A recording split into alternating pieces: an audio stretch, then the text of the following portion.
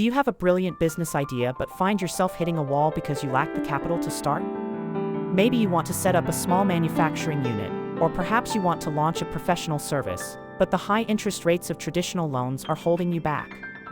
If that sounds like you, then today's episode is exactly what you've been waiting for. Welcome back to Sci-Fi Learning Hub. I'm your host, and today we are diving deep into one of the most powerful tools for Indian entrepreneurs, the Prime Minister's Employment Generation Program, or PMEGP. This isn't just a loan, it's a massive government initiative designed to turn job seekers into job creators. In our last episode, we explored AI tools for career growth, but today, we are shifting from the corporate ladder to the entrepreneur's journey. By the end of this video, you will have a practical roadmap to secure the funding you need to build your tomorrow. Let's get started. The biggest reason why PMEGP stands out compared to any other business loan is the subsidy or margin money. In a typical bank loan, you are responsible for paying everything back with interest. With PMEGP, the government literally pays for a portion of your project cost, so you don't have to. The amount of subsidy you receive depends on two things: your location and your category. If you are in the general category and starting a business in an urban area, the government provides a 15% subsidy.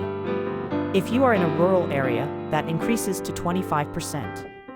However, if you fall under the special category, which includes women, SC/ST, OBC, minorities, ex-servicemen, and people from northeastern regions, the benefits are even higher.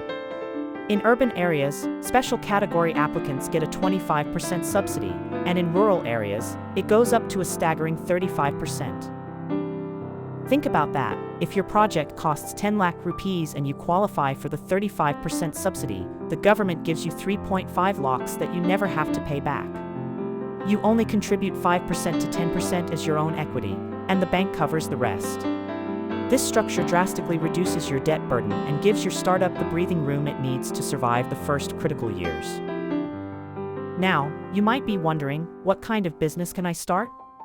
PMEGP is very versatile, but it focuses on two main sectors: manufacturing and service. For the manufacturing sector, you can get a loan for projects costing up to 50 lakh rupees. This includes things like food processing, textile units, furniture making, or even small-scale chemical production. If you are looking at the service sector, like a digital marketing agency, a diagnostic center, a beauty salon, or a repair workshop, the limit is up to 20 lakh rupees. However, there is a negative list you must be aware of. You cannot use PMEGP funds for businesses related to meat processing, alcohol, tobacco, or transport vehicles unless it's in specific regions. The goal is to encourage sustainable, local production and employment. When selecting your project, ask yourself, does this create jobs for others? If the answer is yes, you are on the right track. Remember, the higher the project cost, the more detailed your planning needs to be. You aren't just buying equipment, you are creating a workspace that adds value to the local economy. So, how do you actually apply? Gone are the days of running from office to office with stacks of paper. The entire process is now digitized through the PMEGP portal. Step 1. Head to the official KVIC website and select the application for individual applicants. You will need your Aadhaar number to begin. Step 2. You must choose a sponsoring agency. This will be either the KVIC, the KVIB, or your local district industries center, also known as the DIC. Step 3 is the most important, the Detailed Project Report, or DPR. This is a document that explains your business model, your expected costs, and your projected profits.